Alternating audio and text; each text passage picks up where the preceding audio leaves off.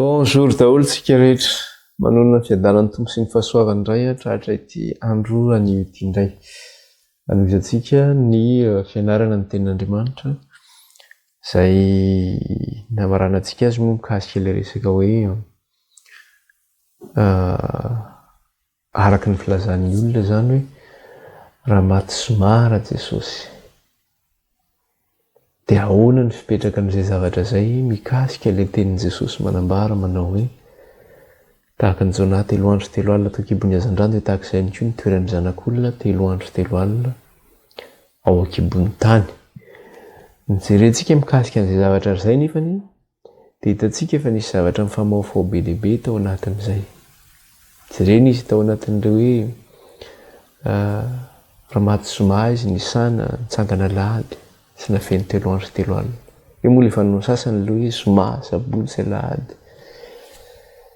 Dia atao isa ohatran'ny hoe manta be fotsiny angamba, tsy haiko hoe zay ve any azo ilazana anazy zany. Mety hoe manta be fotsiny ilazana anazy zany raha toa hoe zoma, sabotsy, alahady zany no malena anazy mikasika ny zavatra zay. Dia eo ihany koa ilay resaka mikasika ilay hoe raha ohatra indray ary ka mikasika ilay hoe menaka manitra, fa nisoratra menaka manitra sy zavatra manitra. Dia hoe rehefa tapitra ny sabata, tsy hoe voatapitra ny sabata fa nampidirina tao am-pasany Jesosy dia ireo vehivavy ireo izay nandeha nanatrika ny fandevenana ny Kristy sy nahitana ny nametrahana azy tao anatin'ny fasana dia miverina nanamboatra menaka manitra. Satria efa hiditra ny sabata efa hitsofoka. Dia avy nanao izay menaka manitra izay izy dia nitsahatra araka ny lalàna amin'ny sabata. Rehefa tapitra nefa ny sabata indray hitantsika iny zany tany amin'ny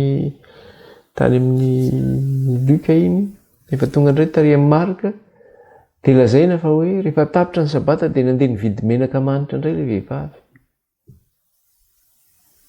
mba hanasorana ny fatin'i Jesosy ny lahady maraina. Dia ahoana ary mampitombona an'izany zavatra mifamaofao be zany menaka vidiana, satria ny filazana zany hoe maty zoma Jesosy dia hoe nitsangana lahady.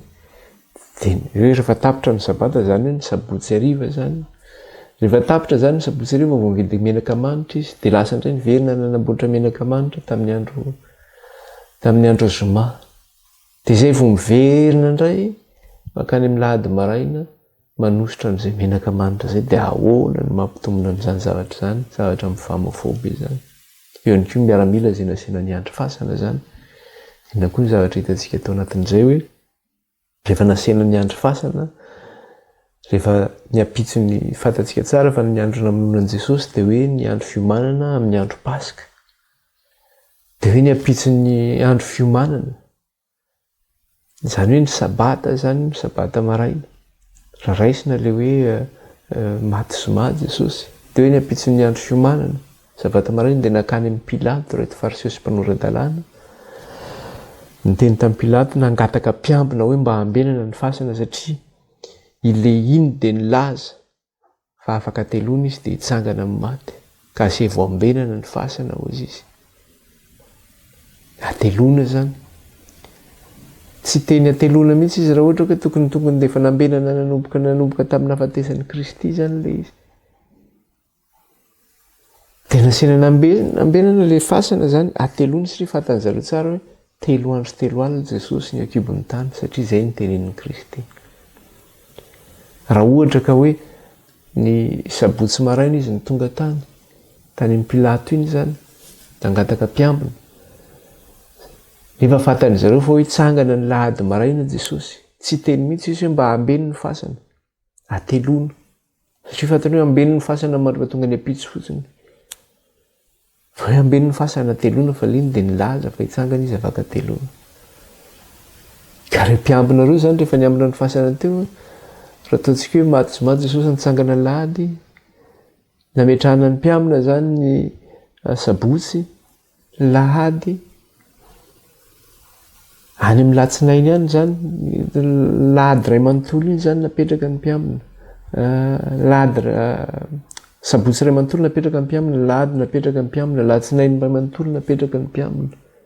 Manina ny amina hatramin'ny alatsinainy raha hoe hitrangana amin'ny andro alahady Jesosy. Zavatra tsy mitombina zany ka misy zavatra be dia be tahaka an'izany zany mifamoafao be amin'ilay izy.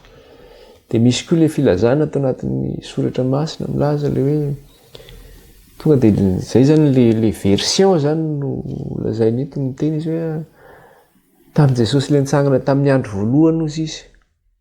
Dia fanontaniana mipetraka fotsiny dia apetrako amintsika koa ilay fanontaniana satria be dia be ma tsy miteny an'izay dia hoe ahoana toko sy andiny hoe tamin'i Jesosy nitsangana tamin'ny andro voalohany.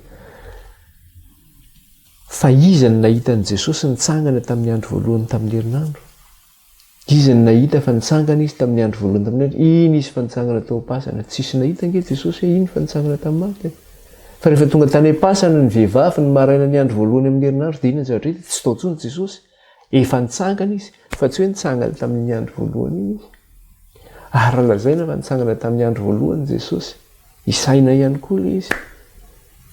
Hoe maty zoma Jesosy. Fa eo foana ilay izy. Ray andro mazava sy tapany sy roa alina tsy mahafeno 3 andro 3 alina nefa Jesosy tena ny teny manao hoe 3 andro 3 alina izy eo an-kibon'ny tany. Eo ihany koa ireo mpianatra izay nandeha nakany amin'ny lalan'ny makany Emmaüs iny izy. Efa nandeha tany izy dia efa nena tamin'i Jesosy. Jesosy efa nitsangana iny fa tsy fantany hoe Jesosy miresaka taminy. Dia hoe fa ino izany resahanareo izany hozy Jesosy? Dia hozy izy ianao rery ve tsy mahalala mimpoly eto Jerosalema mikasika ny nahafaty an'i Jesosy? Dia hoe fa ahoana izany? Dia hoe noenjehina sy novonoina izy ireo mpanorandalàna sy fariseo ary androany ny andro fahatelon'izany zavatra izany. Version'ilay mpianatra izany. Zareo mbola tsy nahalala hoe nitsangana ve Jesosy ahoana ny fandehany. Efa Jesosy efa nampilaza an'zareo fa nanomana an'zareo. Nisaina indray ilay izy raha ataontsika mitsangana amin'ny andro voalohany Jesosy. Tovy amin'ilay teo ihany tsy mitombina ihany ilay izy. Dia ahoana mikasika ny zavatra izany dia izao mba ahafahana miverina amin'izay zavatra izay dia ny soratra masina ihany. Inona ny voasoratra? Voalaza mikasika ny Kristy ny amin'ny testamenta taloha. Inona ny voasoratra mikasika aty amin'ny testamenta vaovao? Ahoana ny fipetraka an'izay zavatra izay?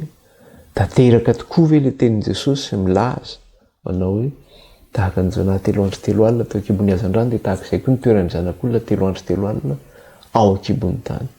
Ary marihana fa dia izao Jesosy tenany dia niteny manambara manao hoe tsy maintsy tanteraka izay rehetra nanoratana. Izy tenany mihitsy ary no miteny an'izany. Dia tsy maintsy tanteraka izany fa anjarantsika fotsiny mijery ilay izy ahoana ary ny fipetraka izany zavatra izany. Maninona no mifamoafao ilay izy. Ary move misy zavatra tsy mitombina izany anatin'ny soratra masina dia tsotra fotsiny ilay izy. Mazava ny soratra masina. Aok'Andriamanitra ny marina fa itsika ny mpandainga eo izy. Fa ny soratra masina dia tsy diso ny soratra masina. Mazava. Teny Jesosy 3 andro 3 alina dia tena 3 andro 3 alina tokoa izay. Fa ho jerentsika ny fipetraka ilay izy hoe ahoana ary ny fipetraka an'izay. Inona ny andro nahafatesan'i Kristy? Inona ny andro nitsanganan'i Kristy? Ahoana ny fipetraka ireo menaka manitra ireo? Ahoana ny fipetraka ilay resaka mpiambina? Ahoana ilay 3 andro 3 alina marina tokoa? Kasika an'izay zavatra izay. Ahoana ny fipetraka ilay vehivavy tonga tany am-pasana ny lahady maraina tsy tao intsony Jesosy? Inona ny hevitra an'izany? Ho jerentsika mikasika an'izay fa manasa antsika hiaraka hivavaka ary. Tompo iray masina sy tsara indrindro. Miantso ny anaranao izay amin'ity anio ity indray raha mbola hianatra sy handinika ny teninao. Indray eo tsy efanay mifahendrenay na fahalalanay ny famoan-kevitry ny teninao fa amin'ny alalany fanainao masina irery ihany. Ko mety iza raha io ampianatra anay ny teninao amin'ny alalany fanainao masina ny ianao. Sokafo ny fonay raha io, sokafo ny sainay mataranay ny sitraponao. Efa indrena raha eo izay mifahalalana izay. Raha ilay ratsy tokoa dia tsy kely lalana fa tsy zakany izao fampianarana izao miasa izy amin'ny fomba rehetra nakanana. Satria tsy tia no fantatry ny vahoakanao ny fahamarinanao mikasika ny nahafatesanao Kristy ny levenanao ary nitsangananao satria izany no amantarana fa ianao ilay zanak'Andriamanitra ilay manaisitra ny fahotana izao tontolo izao. Ianao ilay Kristy araka ny soratra masina fa tsy ilay Kristy sandoka.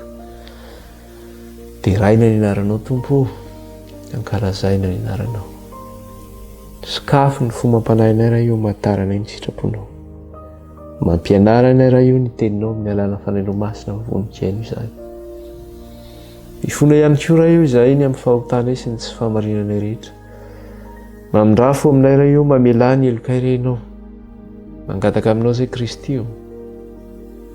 Diovy amin'ny rahanao izay ho afaka amin'ny fahotanay rehetra. Sasao amin'ny rahanao izay mba hadio.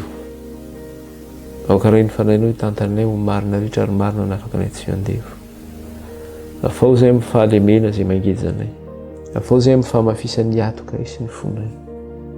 Sonosonofo tompony fonay fa aza atao fo vato. Areko izay aneritena. Anaiky ny teninao. Ilay devoly satana kosa Andriamanitra dia ka tsy hanana anjara amin'izao fampianarana izao. Fa le vonona sy ravana no ny amin'ny raha zanak'ondry. Mandidy anao izay ry satana devoly tsy manana anjara amin'izao fampianarana izao.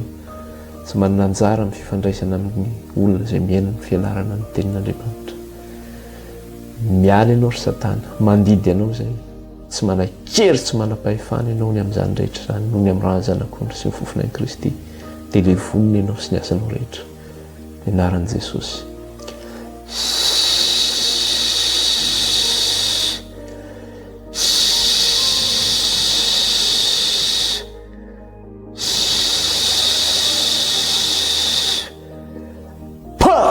Ravy satana noho ny amin'ny raha zanak'ondry sy ny fofonan'i Jesosy. Tsy manan-kery, tsy manam-pahefana aminay. Tsy manan-kery, tsy manam-pahefana amin'ny fampianarana amin'ny tenin'Andriamanitra. Dia iraina ianao Andriamanitra ray, kalazay ny anaranao. Mena voninahitra ianao Tompo hatramin'izao ko mandrakizay. Dia mitenena raha efa vonin-kaina izay avao ka ho amin'ny anaran'i Jesosy. Alleluia. Amen. Iroso aritsika. Dia izay moa izany na mitiny antsika ny zavatra efa hitantsika zany mikasika an'ilay hoe incohérence zany na hoe fifamofoan-javatra izay tsy mitombona zany amin'ny zavatra izay hitantsika tamin'ny resantsika farany iny. Noho izay zavatra izay nefa izay zavatra mifamofo izay zany dia zao hoe tsy maintsy miverintsika zany hoe hiverenantsika tsara amin'izay zany le soratra masina hoe ahoana moa ny voasoratra zany mikasika any Kristy. Dia raha miresaka zany amin'ny Kristy aloha efa nresantsika kely teto tany fa tsara hoe averina ilay satria mamintana zany tsika dia tsara averina tsara le izy zany. Ao amin'ny Korintianina voalohany 5:10 inona ny zavatra niteneniny. Ny apôstôly Paoly no mitenena izy ity. Verenantsika zany izy ity. Korintianina voalohany 5:10 andininy 7 sy ny 8. Mikasika ny nahafatesan'i Kristy. Dia aloha ny soratra masina zany. Korintianina voalohany 5:10 ny andininy 7 sy ny 8. Fa natolotro anareo ho isan'ny zavatra voalohany indrindra ilay noraisiko. Zany hoe fampianarana zany eo noraisiny apôstôly Paoly. Dia natolony atsika ilay izy. Zany hoe fampianarana noraisiny apôstôly ihany koa zany izy io. Fa natolotro anareo ho isan'ny zavatra voalohany indrindra ilay noraisiko dia izao. Kristy maty noho ny fahotantsika araka ny soratra masina. Dia nalevina ary natsangana tamin'ny andro fahatelo araka ny soratra masina.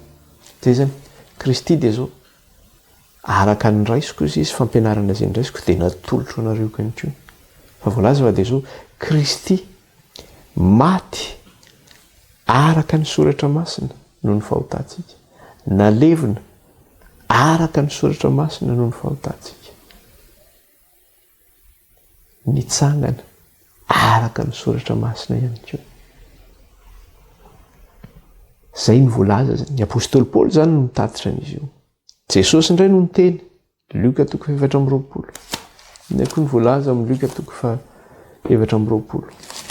Loïc 4:20 ny andininy 4:20. Loïc 4:20 ny andininy 4:20. Za aleo fa andresantsika teto ihany ireo fa manamafy ilay izy zany tsika. Alohantsika no izantsika ny fanazavana. Loïc 4:20 ny andininy 4:20. Dia hoy izy taminy, izao no teniko izay nolazaiko taminareo fony mbola tao aminareo aho. fa tsy maintsy ho tanteraka izay rehetra nanoratana teo amin'ny lalàn'ny Mosesy sy ny mpaminany ary ny salama. Dia nanokatra ny sain'ireo izay halala ny soratra masina. Ary hoy izy taminy, izany no voasoratra fa Kristy hiaritra ka hitsangana amin'ny maty amin'ny andro fahatelo izy. Dia averiko ilay teny teo, manambara manao hoe ahoana izy izy? Izao no teniko izay nolazaiko taminareo fonombola teo aminareo. Izany hoe Jesosy efa nitsangana tamin'ny maty zany. Dia nampatsiahan'ny mpianatra izy hoe izao no efa nambarako taminareo izy. Fa tsy maintsy ho tanteraka izay rehetra nanoratana. Tsy maintsy tanteraka hoy izy. Izay rehetra efa nanoratana teo amin'ny lalàn'i Mosesy sy ny mpaminany ary ny salama. Dia hoana izy? Dia nanokatra ny sain'ireo izay hahalala ny soratra masina. Ka inona zany ny soratra masina? Tamin'ny andron'i Jesosy Kristy. Tamin'ny andron'i Jesosy Kristy mbola tsisy ny filazantsarany Jaune, mbola tsisy filazantsarany Matthieu, filazantsarany Luc, mbola tsisy ny epistily, mbola tsisy ny boky ny Apokalypsy. Fa inona ny soratra masina tamin'ny andron'i Jesosy Kristy sy tamin'ny andron'ny mpianatra Jesosy? Ny atao hoe soratra masina dia izao: ny lalàn'ny Mosesy, ny mpaminany ary ny salama. Izay zany ny soratra masina tamin'ny andron'i Jesosy Kristy. Ireo zany natsoina hoe soratra masina. Dia averina izay ny zavatra nyteneniny teo. Ahoana izy teo? Ilay andininy faefatra amby efapolo teo, eo amin'ilay tapany faharoa, fa tsy maintsy tanteraka izay rehetra nanoratana amin'ny lalàn'ny Mosesy sy ny mpaminany ary ny salama. Dia nanokatra ny sain'ireo izay hahalala ny soratra masina, ny amin'ny lalàna sy ny mpaminany ary ny salama. Dia inona ny zavatra noraisiny tao anatin'ny soratra masina, tao anatin'ny lalàna sy ny mpaminany, tao anatin'ny salama? Ary hoy izy taminy, izany no voasoratra fa Kristy hiaritra ka hitsangana amin'ny maty amin'ny andro fahatelo. Izany no voasoratra fa Kristy hiaritra ka hitsangana amin'ny maty amin'ny andro fahatelo. Izany hoe tsy maintsy hiaritra. Inona moa ilay hoe hiaritra? Io ilay hoe fotoana hijanonany eo an-kibon'ny tany zany. Averiko tsara ilay izy. Araka ilay teny teo. Fa hoy izy taminy, izany no voasoratra fa Kristy hiaritra ka hitsangana amin'ny maty amin'ny andro fahatelo. Hiaritra ao an-kibon'ny tany io zany. Fe-potoana izay hijanonan'i Jesosy Kristy ao an-kibon'ny tany. Dia hitsangana izy amin'ny andro fahatelo izy. Dia hitantsika tsara izay teny izay fa noraisin'i Jesosy izay taria amin'ny naverin'i Jesosy izay tao amin'ny Matthieu 12:12. Hono izy Matthieu 12:12. Verenantsika kely. Matthieu 12:12.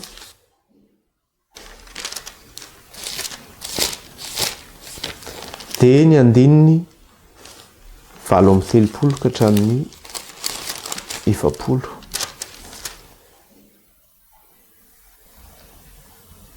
Dia ahoana izy? Ary tamin'izany ny sasany tamin'ny mpanoran-dalàna sy ny fariseo namaly azy ka nanao hoe, mpampianatra ho tahita fahamantarana avy aminao izahay. Fa Jesosy namaly ka nanao taminy hoe, izahay taranaka ratsy fanahy sy mijangajanga dia fatra mpitady famantarana, nefa tsisy famantarana omena azy afa-tsy famantarana ny amin'ny Jona mpaminany. Fa tahaka ny toeran'ny Jona atelon'andro sy atelon'alina tao an-kibon'ny hazan-drano lehibe, dia toy izany koa ny toeran'izany olona atelon'andro sy atelon'alina ao an-kibon'ny tany. Eto izany dia izao rehefa nangataka famantarana ilay fariseo sy mpanoran-dalàna, dia io ny famantarana nomen'i Jesosy. Io famantarana nomen'i Jesosy iny efa voalazany inona izy io? Efa voalazany soratra masina izy io. Efa voalazany mpaminany, efa voalazany salama, efa voalazany lalàn'ny Mosesy. Tokana ihany ny famantarana omeko anareo Jesosy. Jesosy mihitsy izany no miteny an'io, izy ilay tenin'Andriamanitra. Tahaka ny Jona 3 andro 3 alina an-kibon'ny hazan-drano, dia tahaka izay koa ny toeran'ny zanak'olona 3 andro 3 alina ao an-kibon'ny tany ozy izy. Ka ilay ao an-kibon'ny tany io dia izao tsara ilay izy. Jesosy tsy niteny hoe 3 andro ao an-kibon'ny tany, fa namafisiny tsara ilay izy. 3 andro sy 3 alina. Resahantsika teto mikasika ilay hoe andro ara-baiboly. Ny andro anankiray ao anatin'ny baiboly dia izao hoe misy mazava ary misy maizina. Ny mazava antsoina hoe andro ihany koa. Ny maizina antsoina hoe alina. Fa fitambaran'le mazava sy ny maizina dia antsoina hoe andro ihany koa. Ray andro zany. Rehefa nanao ny lanitra sy ny tany Andriamanitra tamin'ny voalohany izy dia zao nampisaraka ny mazava sy ny maizina. Dia hoy izy rehefa avy eo nanao hoe ary nisy hariva, ary nisy hariva, ary nisy maraina hozy izy andro voalohany izany. Zay zany ilay ny 24 heures anatin'ny soratra masina 420 ora zany dia zao hoe andro anankiray zay misy mazava, misy maizina. Ny mazava antsoina hoe andro, alina antsoina hoe ny mazava antsoina hoe maraina zany na hoe andro. Ny alina antsoina hoe hariva ihany koa. Dia fitambaran'io mazava sy maizina io andro anankiray zay zany. Ny andro mazava misy 12 ora, ny andro maizina misy 12 ora ihany koa. Io zany arakarak'ilay toerana misy atsika zany no mametraka an'izay zavatra zay ihany koa. Zay hoe ny andro anankiray zany dia misy maraina ary misy hariva, zany hoe mazava sy ny alina. Andro voalohany zay andro anankiray zany zay. Ka ilay 3 andro 3 alina zany dia zao hoe 3 andro mazava sy 3 andro maizina zany. Zay zany ilay 3 andro 3 alina. 3 andro mazava sy 3 andro maizina. Vahoaka zany tsika tsy hanao hoe ho alai-panahy ka hiteny fotsiny dia isay hiteny an'izany ianao hoe zoma sabotsy alahady. Fa tsy zoma sabotsy alahady zany fa raha vao manisy tsika dia zao andro mazava sy andro maizina ray. Raha mitentsika zoma dia zoma mazava zany sy zoma alina ray zay. Sabotsy mazava sy sabotsy alina roa zay. Lahady mazava sy lahady alina telo zay. Zay zany manome telo. Dia izay ilay izy 3 andro sy 3 alina. Zay ngeny tsy mampitombona le hoe 3 andro sy 3 alina fotsiny satria tena hoe zoma sabotsy alahady. Bangona fotsiny ohatr'izay ilay izy zany. Ohatrany manao bitolo fotsiny zany. Fa tsy atao bitolo ohatr'izany ilay izy fa zay mihitsy. Matony zany napetraky ny tompo hoe 3 andro 3 alina dia tena zay ara-baiboly. Anaty baiboly nge be dia be ny resaka inona moa izy ity? Mikasika ny resaka hoe faminaniana zany, mikasika amin'ny resaka hoe andro e. Ao misy eo resaka hoe 340 andro. Ao no miresaka ny hoe herinandro. Ao no miresaka hoe fetrandro fetrandro ray, fetrandro atsasaky ny fetrandro. Ao misy hoe 3 andro sy tapany. Misy karazana andro be dia be zany io. Dia raha mitentsika amin'ireny andro dia ngai voateran'izany dia isaosao fatany ohatr'izany. Andriamanitra ve dia manao fatifatany rehefa manome andro anao hoe ty 340 dia ataony fatifatany fotsiny. Fa matoa izy miteny hoe 3 andro 3 alina dia 3 andro 3 alina zany zay. Fa tsy hoe meny fatifatany satria matetika ilay izy rehefa tsy mifanaraka amin'ny fisainan'ny olona dia izay ny hitondrany anazy ngai voatery mahazo an'izany. Dia ataovy an'izany famonjenanao, ataoviko totoa ohatr'izany. Ohatran'ny olona manala fanadina ihany dia kajikajio fahatany ihany ny matematika dia hitanao tsara ny vokany avy eo ataovy ilay izy amin'ny examen ihany. Tsy Andriamanitra tompon'ny fahamarinana tsy isy kitotoa amin'ny ao an'Andriamanitra tsy misy zany kitotoa zany. Ka hoy Jesosy hoe tokana ihany famantarana omeko anareo dia 3 andro 3 alina zany dia tsy misy afaka ohatr'izay zany fa zay zany ilay tokana nomeny Jesosy Kristy. Eo ihany koa ilay milaza filazan'ny ankamaroany sasany milaza manao hoe io famantarana io nge dia natao an'ny ratsy fanahy sy ho an'ny mpanota zany sy ny mpijangajanga. Na hoe ho an'ny ratsy fanahy sy ny mpijangajanga. Satria izay mantsy ilay teny teo raha vakitsika leo amin'ny 220 dia ny 9:7 dia hoy izy. Ary tamin'izany ny sasany tamin'ny mpanoradalàna sy ny fariseo namaly azy ka nanao hoe mpampianatra tahita famantarana avy aminao izahay. 9:7. Fa Jesosy namaly ka nanao taminy hoe izay taranaka ratsy fanahy sy mijangajanga dia fata-pitady famantarana. Nefa tsisy famantarana omena azy afa-tsy famantarana ny amin'izao nampaminana izy. Izay taranaka ratsy fanahy sy mijangajanga dia fatra-pitady famantarana. Dia hoy izy, io nge natao famantaranao amin'ny mpijangajanga sy ny ratsy fanahy dia manontany ianao ianao miteny an'izany mihitsy. Ianao zany marina. Marina zany ianao. tena mbola tsy nanota mihitsy zany ianao, tena tsisy faratsy mpanahy, mbola tsy ratsy fanahy, mbola tsy nifosa olona mihitsy zany ianao, mbola tsy nitsara olona mihitsy, mbola tsy niteny ratsy mihitsy ianao, mbola tsy nandainga mihitsy, mbola tsy nandika lalàna mihitsy ianao, tena tanteraka be zany ianao io, ianao miteny an'izany io any ratsy fanahy sy ny mpijangajanga fa tsotra ihany. Mpanota avokoa tsika rehetra, mpijangajanga avokoa tsika rehetra, ratsy fanahy avokoa tsika rehetra, ho atsika rehetra mihitsy no nanomezana ny famantarana io zany. Fa iza ihany ny tsy nanota? Kristy ihany ange ny tsy nanota e. Ka ninona zany klasy sosiala misy ianao amin'ny fiainanao? Na mpanan-karena ianao, na mahantra ianao, na andriana ianao, na andeva ianao, na pastera ianao,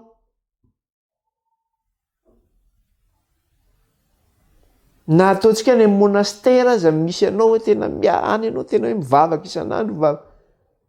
Mpanota avokoa tsika rehetra, tsisy masina na de iray aza, tsisy tanteraka. Zany no voalazan'ny tenin'Andriamanitra. Jereo atao amin'ny Romanina toko 5. Ao izy atao amin'ny Romanina toko 5, jereo tsinga atao amin'ny Romanina toko 5. Romanina toko 5. Dia vakitsika ny 12 dia ahoana izy ato. Raisika kely mikasika an'izay. Koa izany dia tahaka ny diran'ny ota tamin'ny olona iray ho amin'izao tontolo izao, ary ny ota no nidiran'ny fahafatesana, ka nahatrahatra ny olona rehetra ny fahafatesana satria samy efa nanota izy rehetra. Ahoana tsara hoe ianao zany le milaza tanteraka be hoe izany ho an'ny ratsy fanahy sy mpijangajanga zany, tsy ho anay izany. Dia ahoana izy ny tena koa izany dia tahaka ny diran'ny ota tamin'ny olona iray ho amin'izao tontolo izao, izy ny diran'ny ota io. Dia Adama io. Taranaka Adama naninona daholo? Nanota daholo satria nanota Adama. Koa amin'izany dia tahaka ny diran'ny ota tamin'ny olona iray ho amin'izao tontolo izao, ary ny ota ny diran'ny fahafatesana, ka nahatratra ny olona rehetra ny fahafatesana. Maninona zany tsika maty? Maninona kay zany ny olombelona? Teraka izy, velona miaina eto izy dia maty izy. Tonga ny fotoana dia maty. Maninona ny maty? Zany io fahafatesana io zany vokatry ny fahotana zany. Raha milaza zany ianao fa tanteraka, ianao zany tsy mety maty ianao zany. Tsy maintsy tonga zay maty ianao satria vokatry n'inona le fahafatesana? Vokatry ny fahotana enge le fahafatesana. Ary ny nofo aman-drà tsy mandova ny fiainana. Fa ny nofo aman-drà zany dia maninona? Tsy maintsy maty ny nofo aman-drà. Tsy maintsy maty ny nofo aman-drà. Dia araka le teny teo. Ahoana izy? Ny ota ny diran'ny fahafatesana ka nahatratra ny olona rehetra ny fahafatesana satria samy efa nanota izy rehetra. Samy efa nanota izy rehetra. Itsika rehetra zany zay. Iza ihany tsy nanota? Kristy ny tsy nanota. Petera voalohany toko 2. Ahoana izy atao amin'ny Petera voalohany? Petera voalohany toko 2. Jerentsika kely mikasika an'izay. Dia vakitsika ny 2:20. Ahoana izy? Izay vakitsika manomboka amin'ny 2:20 tsy maninona mihitsy. Fa ho amin'izany no niantsona anareo fa Kristy azy efa nijaly hamonjy anareo ka namela fianarana ho anareo mba hanarahanareo ny diany, izay tsy nanota akory sady tsy nisy fitaka teo am-bavany. Ahoana izy? Ny amin'ny Kristy izay tsy nanota akory sady tsy nisy fitaka teo am-bavany. Kristy zany ny tsisy fita, izy rery ihany ny tsisy fita, izy ihany ny tsy nanota. Fa ny olona rehetra dia zao nanota avokoa ny olona rehetra. Raha ho an'ny olona zany izay te hanamary-tena zany dia zao, izy zany tsy mila ny famantarana inge izy. Kanefa zao tsotra, ny famonjena dia miankina amin'ny famantarana io. Satria izy io famantarana io Jesosy Kristy.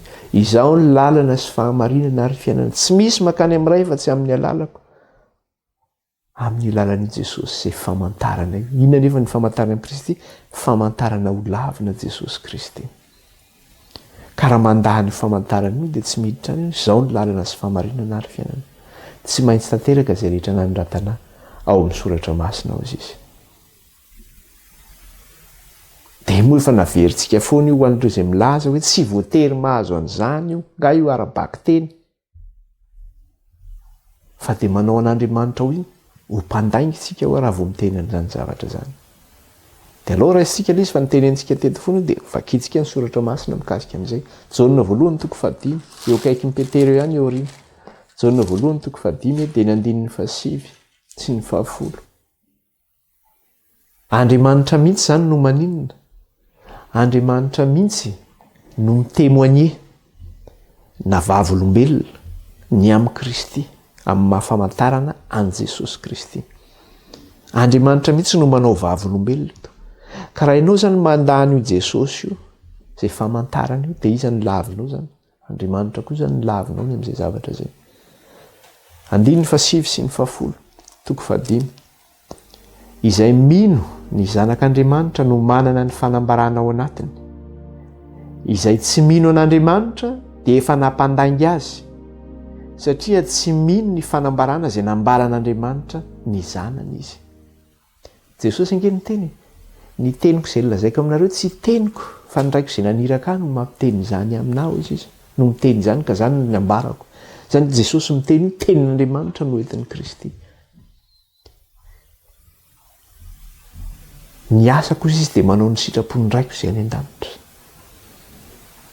Ny teny izay lazaiko dia tsy zany no manambara izany fa ny ray no manambara izany izy amin'ny alalako. Tsy teniko izany. Dia eto izy dia miteny, izay mino ny zanak'Andriamanitra no manana ny fanambarana ao anatiny. Izay tsy mino an'Andriamanitra dia efa nampandainga azy. Satria nahoana izy ny tsy mino an'Andriamanitra? Tsy mino ilay fanambaran'Andriamanitra izy zany. Izay tsy mino an'Andriamanitra dia efa nampandainga azy satria tsy mino ny fanambarana izay nambaran'Andriamanitra ny zanany izy. Dia inona zany io fanambarana io? Fanambarana ny amin'ny Kristy io. Tonga dia any amin'ny 10 ke zany namaky teo fa vakiko amin'ny 10 zany teny amintsika 10 any amin'ny 10 no vakiko verenako any amin'ny 10 ilay izy azafady. Dia zao no tenenina, raha mandray ny fanambaran'ny olona isika hozy izy, lehibe lavitra ny fanambaran'Andriamanitra. Fa ny fanambaran'Andriamanitra dia nanambaran'ny zanany. Tsika zany rehefa misy olona manao témoignage ireny na misy vavolombelona mitantara zavatra amintsika, dia raisitsika ilay fanambarana. Hoe zao ny zavatra antragna dia raisitsika iny dia ataontsika vérité iny. Ohatra raisiko fotsiny na dia zava-poana eo anatrehan'Andriamanitra ary zany. Any amin'ny université dia zao zany no ampianarina any États-Unis misy an'izy io, eto Eropa zany mety misy zany, fa tany États-Unis no nainonany ity tamin'ny États-Unis. Dia zao hoe ny orenan'ny tany lanitra sy ny tany dia zao il y a 4 milliards d'années no nisy ny lanitra sy ny tany hozy izy. Tsy izay nefa ny voalazan'ny soratra masina. Ary raha ny fampianaran'izao tontolo izao dia hoe ny théorie de Darwin no ampianarana ara-tsiansa ny ampianarana mikasika ny foronan'ny zava-mananaina teto ambonin'ny tany. Dia iny io théorie de Darwin io mikasika ilay hoe évolution zany. Hoe ny olona zany dia tsy mitsahatra mievoluer hozy izy. Zany hoe niainga tamin'ny fossile ny olona hozy izy dia iny neny-évoluer zany hoe ahoana zany neniova zany neniova foana. Zay mahatonga ilay hoe hoe avy amin'ny rajako ny zanak'olombelona satria ny rajako koa mbola avy amina zavatra hafa tany aloha.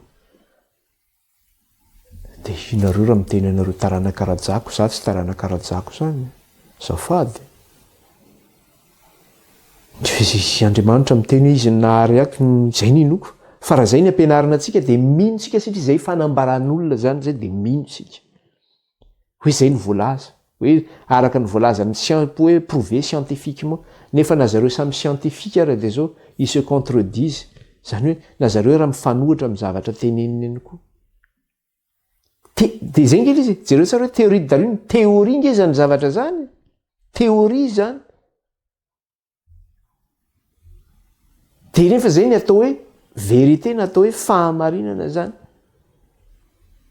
Deto izy dia inona zavatra tenena?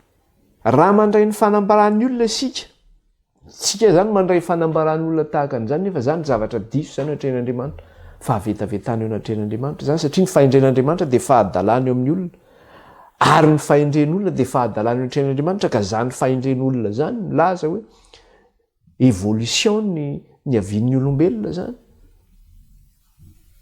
Dia zao zava-pony eo anatren'Andriamanitra zany. Fa le fahendren'Andriamanitra indray inona? Fahadalana amin'ny olombelona. Raha miteny Andriamanitra manao hoe 3 andro 3 alina izy nahazo tao kibony tany, dia hozy ny olona fahadalana ngai voatery mahazo 3 andro 3 alina zany. Dia ianao nefa milaza koa ianao zay mendry hoe kristianina. Dia alaonao mihaino ny fampianarana hoentin'ny olona. Arak'ilay teny teo zany.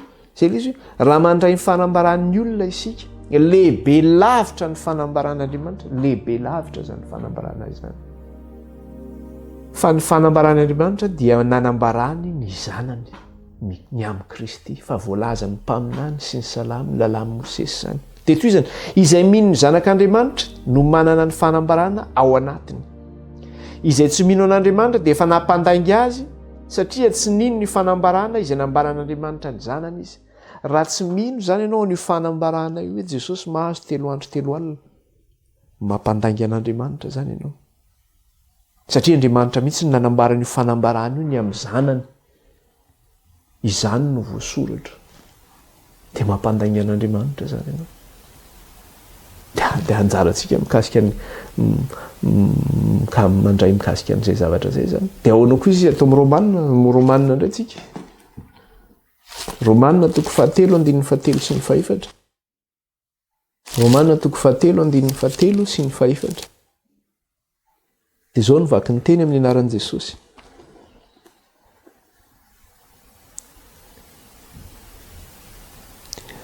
Fa ahoana kosa ary raha tsy nino ny sasany, raha ianao zany tsy mino ny fanambaran'Andriamanitra io nanambarany amin'ny zanany. Voalohany zany ianao fa mampandainga an'Andriamanitra.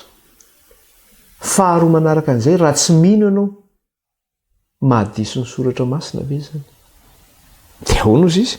Fa ahoana kosa ary raha tsy nino ny sasany, moa ny tsy finoanaiva ahafoana ny fahamarinan'Andriamanitra. Zany ny tsy finoanao ve mahafoana ny fahamarinan'Andriamanitra? Tsy mahafoana n'izany, ninona ataonao tsy mahafoana ny fahamarinan'Andriamanitra? Afaka miala foana tsika manao hoe ngai voatery manao an'izany, nga fanaovanao hoe voatery manao an'izany manafoana n'izany fahamarinan'izany. Tsy mahafoana n'izany mihitsy io. Tsy mahafoana n'izany velivelo. Raha tsy nino ny sasany, moa ny tsy finoanay va ahafoana ny fahamarinan'Andriamanitra? Sanatria izany, aoka Andriamanitra no marina, fa ny olona rehetra kosa ho mpandainga, araka ny voasoratra hoe mba ho hamarinina amin'ny teninao ianao ary ahery rehefa manana ady ozy izy. Zany no voasoratra hoe mba ho hamarinina amin'ny teninao ianao. Ny teny Jesosy manao hoe tokana ihany ny famantarana. Tahaka an'izao 3 andro 3 alina tao kibony hazandrano lehibe, dia tahaka izay koa ny toeran'ny zanak'olona 3 andro sy 3 alina ao kibony tany. Dia ahoana izy ny soratra masina? Mba ho hamarinina amin'ny teninao ianao. Hamarinina amin'ny teninao ianao. Marina zany teny zany. Hamarinina amin'izay teniny izay Kristy. Hamarinina amin'izay teniny izay Andriamanitra. Dia ahoana izy? Ary ahery rehefa manana ady. Inona amin'ny teny gasy izy tsy dia mazava tsara, fa amin'ny teny frantsay izy izy que tu triomphes lorsqu'on te juge. Satria tsarain'ny olona nge amin'ilay hoe diso zany teny zany, tsy marina zany. Dia aoka ianao zany maninona? Aoka ianao ny sandratra raha tsaraina amin'izany teninao zany ianao, fa marina ny teninao. Aoka ianao isandratra, fa ny olona rehetra ny aoka nino hiatrana satria marina ny teninao. Zay mikasika an'izay zavatra zay. Kaniza iza hiady hevitra amin'izany, hitsara an'izany. Dia izao maninona?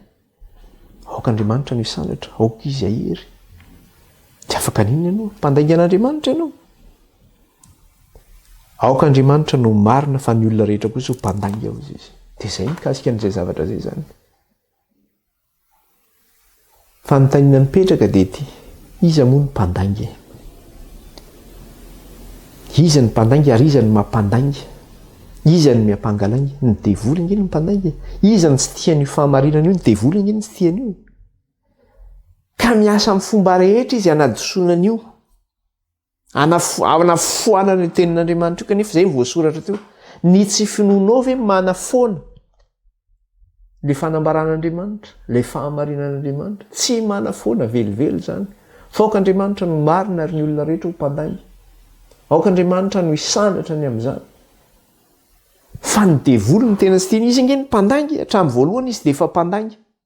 Ary raha tsika ny manaraka amin'izay lainga izay, ary tsy vitany manaraka fa mankasitraka ary mitory izany lainga izany, dia tadidio fa zanaky ny devoly zany ianao raha vao manao an'izay zavatra izay. Mety tonga dia misy tezitra be, iza ny teneninao zanaky ny devoly? Ianao ny zanaky ny devoly ihany zany teneninao zanaky ny devoly? Tsy izany no miteny an'izany. Kristy no miteny an'izany fa tsy izany izy. Satria devoly no mpandangy. Ary izay mandangy zany sy manara miampangalangy, manara manao ny asan'ny devoly dia zao, manao ny asan'ny rainy izy, manao ny asan'ny devoly izy. Jaonina toko fahavalo andininy efatra amby efapolo. Jaonina toko fahavalo andininy efatra amby efapolo.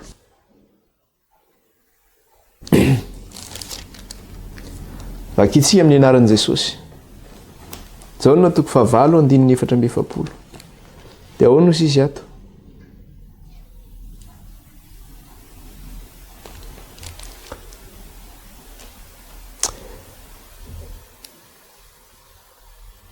Ianareo avy tamin'ny devoly rainareo, ka izay sitraky ny rainareo no tianareo atao. Izy dia mpamono olona hatramin'ny taloha, ary tsy mitoetra tamin'ny marina. Inona ny zavatra nitenenina teo? Aok'Andriamanitra ihany no marina fa ny olona rehetra ho mpandangy.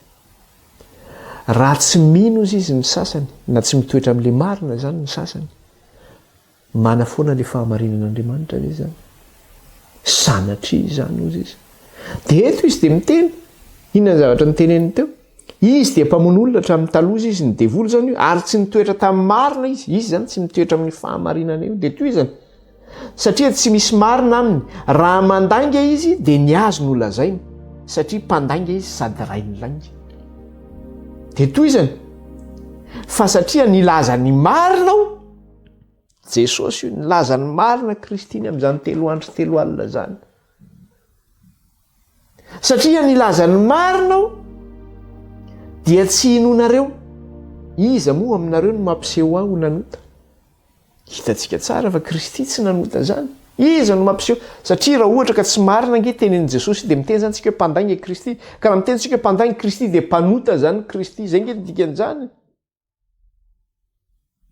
Fa Kristy dia tsy mpanota. Zany hoe Kristy zany tsy mpandangy.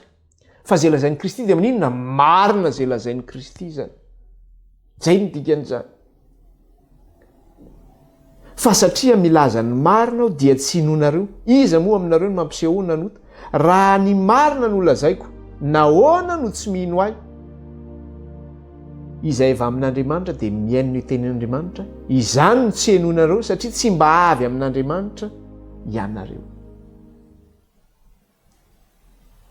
Izay avy amin'Andriamanitra ozy izy dia maninona? Miaino ny tenin'Andriamanitra. Raha avy amin'Andriamanitra zany ianao dia manahoana? Mandray an'io 3 andro 3 alina io ianao sa tsy mandray an'io? Raisinao. Fa zao ahoana izy izy? Izany no tsy hiainonareo satria tsy avy amin'Andriamanitra ianareo. Ho anareo zany izay tsy mihaino an'io zany. Dia zao tsotra ny valiny zany. Tsy avy amin'Andriamanitra zany ianareo. Zay zany dia izy. Mazava ange zany. Mety ho tezitra tsika fa angamba ny devoly koa tsy tezitra ny amin'ny Kristy, tsy tezitra ny amin'ny fahamarinana. Move ny devoly tsy mpamono olona hatrany am-boalohany. Move tsy mpandangy izy, move tsy rainy lainga izy, move tsy mpangalanga izy. ka zay efa midevolo zany tsy mahazaka an'izany dareo tsorona ny resaka fa zay le fahamarinana zay fampianarana fahamarinana zao tsy misy klema io fa na ianao mandray na ianao tsy mandray fa azavadika le fahamarinana hoe ngay voatery mahazo an'izao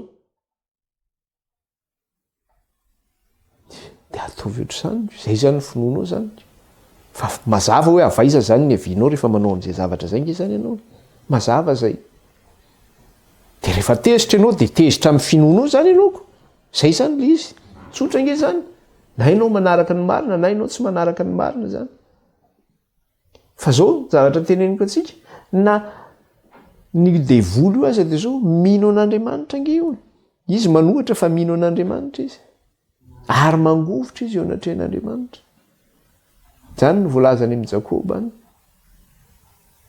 ka de zay mikasika an'io fa tsy dirantsika lalina le izy fa zao hoe raha ohatra zany ka diso ny fahamarinana zany izay niraisitsika hatramin'izay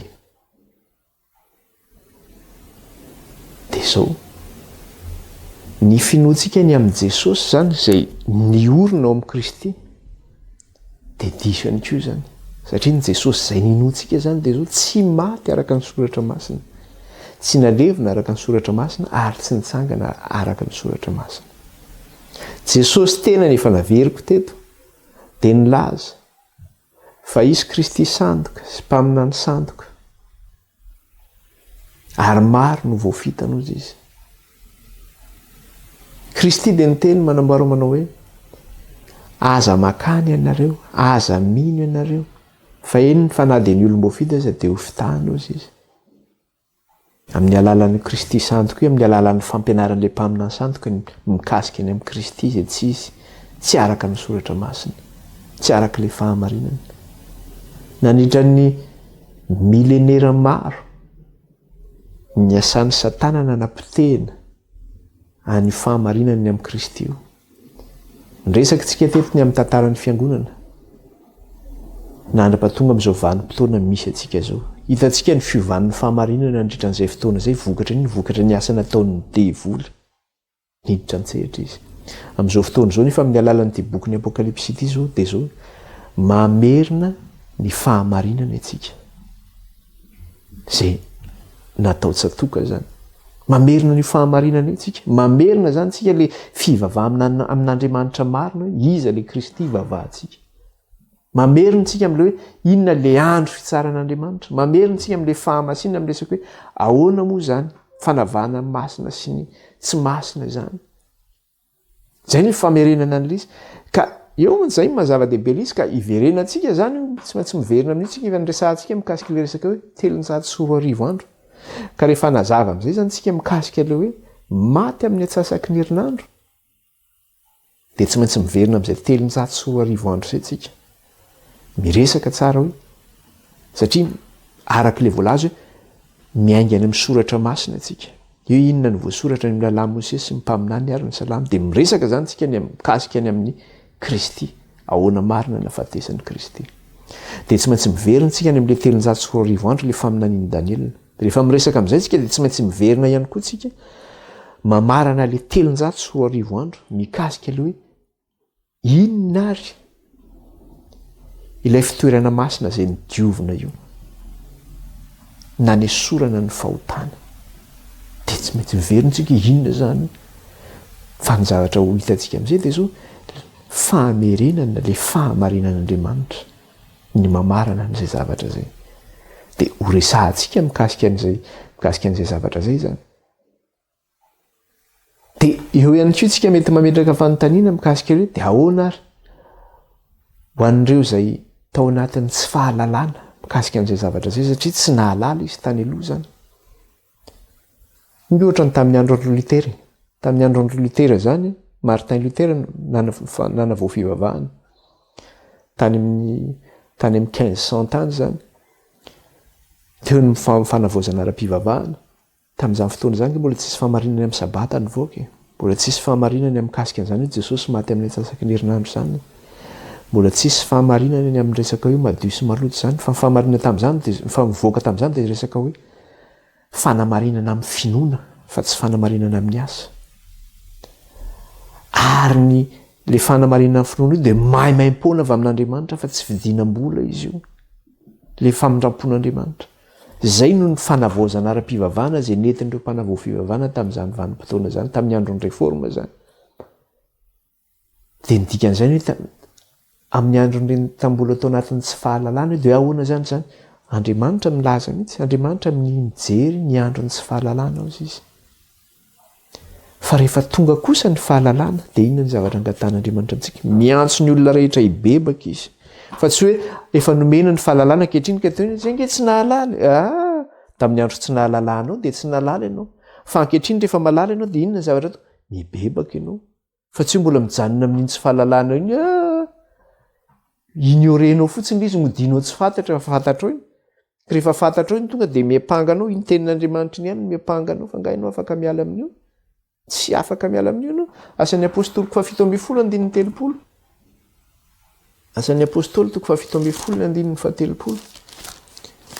Asan'ny apôstôly 7:30 dia ny 7:30. Dia vakitsika amin'ny anaran'i Jesosy. Dia ahoana izy? Ary Andriamanitra ninitsy nijery ny andron'ny tsy fahalalana. Zany hoe Andriamanitra zany raha mbola tsy nahalala dia Andriamanitra zany tsy miapangana amin'io ianao raha tsy nahalala zany. Ary Andriamanitra ninitsy nijery ny andron'ny tsy fahalalana fa ankehitriny izy mandidy ny olona rehetra amin'izao tontolo izao hibebaka. Fa ankehitriny izy mandidy ny olona rehetra amin'izao tontolo izao hibebaka hozy izy. Amin'ny fotoana izay alalanao zany dia zao mandidy izy. Mandidy anao hibebaka izy. Dia ahoana izy ny tenin'Andriamanitra? Any amin'ny Hebreo. Anio raha hien'ny feony ianareo dia zao aza manamafy ny fonareo tahaka ny tamin'ny androny tsy fanarahana hozy izy. Tamin'ny andron'ny zanak'Israely dia zao nanohatra an'Andriamanitra ireny tany anefitra. Ny serebele tamin'Andriamanitra izy. Dia ahoana izy izy? Anio raha hien'ny feony ianareo izy izy. Aza manamafy ny fonareo.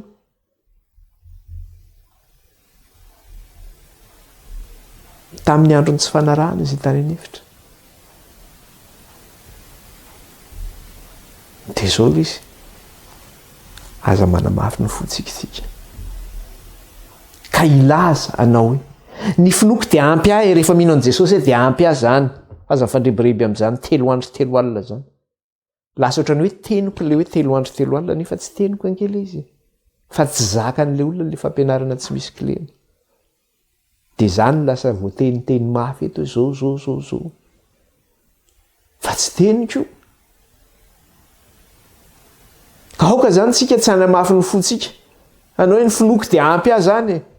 Rehefa maty ao Jesosy dia ampy ahy zay, mahavonjy ahy zay. Fa Andriamanitra zany reraka fotsiny namehany io fanambarana io anao. Hoe napetrapetraka Andriamanitra teo fotsiny io fa ozy zay fotsiny ianao zany no midesiden'ilay hoe zao dia ampy ahy zao. Dia mampalahelo ianao zany amin'izay zavatra zay. Laza koa ianao manao hoe ninona andro nahafatesany dia mety amiko zay. Efa maty eo izy dia ampy ahy zay. Ny filazanao an'izay fotsiny dia manamarina ilay tenin'Andriamanitra hoe marina ilay tenin'Andriamanitra fa diso ianao. Manamarina fa marina Andriamanitra fa mpandainga ianao. Satria manao na manamari-tena zany ianao manao an'izay zavatra zay. Ka aoka retsika tsy teniteny zavatra tahaka an'izany zany. Tsy hanao zava-pahatany tahaka an'izany. Zay mikasika an'iny zany aloha fa dia tohizantsika indray ny amin'ny lesona manaraka isaorantsika ny tompo. Dia manasa antsika hiaraka hivavaka ary hamarana ny fotoana. Hivavaka tsika. Jehovahandriamanitra iray io misaotra anao zay raha afaka nianatra sy nandinika ny teninao. Dia iranao zay ray mankalaza anao ary manome voninahitra anao. Tsy amin'ny herina fatanjahana tompo fa tamin'ny fanahinao rery ihany. Dia aoka tompo dia fanahinao ny ampitoetra ny marina ao anatinay. Areo ka tsy hanana an'ilay raha tsy fahefanana izany na dia kely aza. Meo fonofo izay Andriamanitra andraisana ny teninao. Ny anaranao Kristina andratana izany vavaka izany. Tao anatrehan'ilay Jehovah tompony maro. Aleloia. Amen. dia manao velomantsika rehetra indray ary dia toizantsika indray amin'ny lesona manaraka indray. Bye bye daholo.